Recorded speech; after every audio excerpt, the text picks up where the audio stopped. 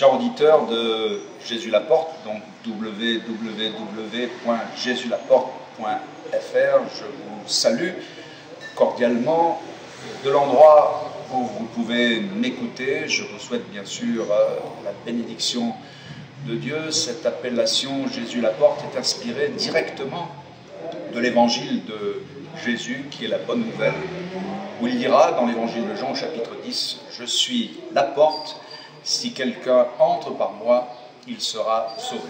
Il existe toutes sortes de portes aujourd'hui, des anciennes, des modernes, des portes en fer, des portes en bois. Il existe des portes manuelles, il existe des portes automatiques, etc. Lorsque Jésus nous dit « Je suis la porte », son évangile nous présente aussi les caractéristiques de cette porte. Il y en a au moins trois. Premièrement, la porte est ouverte. Jésus est la porte ouverte pour le salut. Cela nous parle de sa volonté, dans sa grâce, de sauver toutes celles et ceux qui s'approchent de lui. Et vous, en particulier, si vous ne l'êtes pas encore. Dans l'Évangile, il y a une porte qui est ouverte. Et tant que cette porte est ouverte, tant que Dieu la laisse ouverte, il n'y a personne qui peut la fermer. C'est le temps de la grâce. Le jour où celle-ci sera fermée, personne ne pourra, au contraire, l'ouvrir. C'est un peu comme à l'époque de Noé, où toutes celles et ceux qui ont voulu être sauvés sont entrés dans le bateau, les animaux. Noé et sa famille, il semble que les animaux aient été plus intelligents que les hommes, puisqu'ils ont accepté, ils sont entrés dans ce salut, et les hommes, hélas, l'ont refusé. C'est souvent ce qui se passe encore aujourd'hui dans l'ingratitude de nos cœurs et de nos âmes. Mais dans ce grand bateau, qui était le moyen de salut que Noé a construit avec les plans que Dieu lui a indiqués, il n'y avait qu'une seule porte. Et cette porte, c'est Jésus. C'est Jésus qui, dans le salut, nous permet d'y entrer. Celui qui entre par moi, dit Jésus, il sera sauvé. La porte a pour caractéristique aussi d'être étroite. Jésus nous a dit dans l'Évangile, efforcez-vous d'entrer par la porte étroite, parce que plusieurs viendront, mais ce sera trop tard s'ils n'y sont pas entrés. Ils diront, comme à l'époque de Noé, ouvre-nous, ouvre-nous, mais ce sera trop tard. Donc la porte est étroite. Et ce qui est important, ce n'est pas de savoir, comme un peu le recherchaient à l'époque de Jésus, certaines personnes, ce qui est important, donc, ce n'est pas de savoir le nombre de personnes qui vont aller au ciel, mais à cette question, Jésus dira, efforcez-vous d'entrer par la porte étroite. L'important, c'est d'être dans le nombre des personnes qui sont sauvées.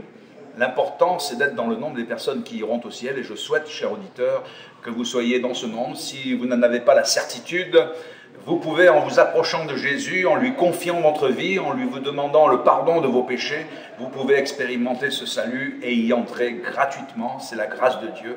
La porte est étroite, vous pouvez y laisser vos péchés, vous pouvez y laisser vos fardeaux.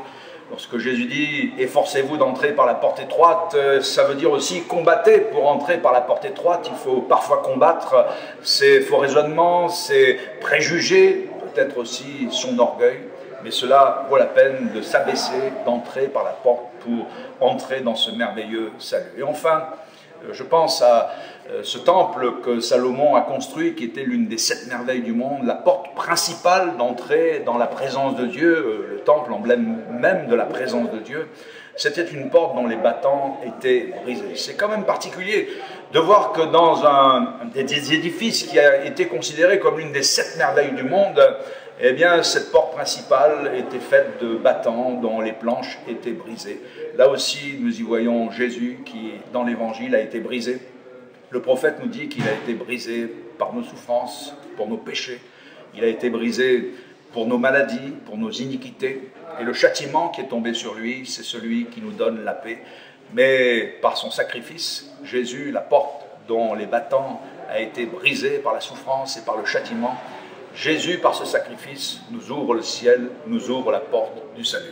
Si vous me le permettez, je ferai allusion, pour terminer ce bref édito, à un conte pour les enfants qui s'appelle « La Grande Muraille ». Il a été inventé par un de mes collègues amis qui s'appelle Jean-Jacques Le Prince, qui travaille essentiellement avec les enfants.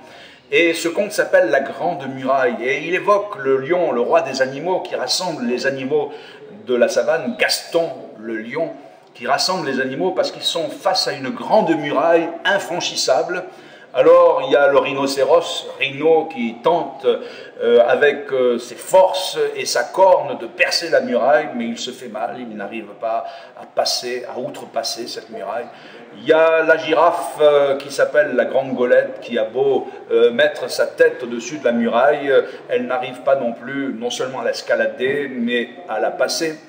Et tous les animaux se rassemblent, en particulier Tophan, l'éléphant, qui lui, avec sa trompe, eh bien, semble annoncer une bonne nouvelle. C'est que dans la muraille, il a trouvé une porte, et les animaux qui pourront passer par cette petite porte, et qui le voudront, et qui le feront, auront accès à l'eau, ils auront accès aux délices des fruits, ils auront accès à de la nourriture.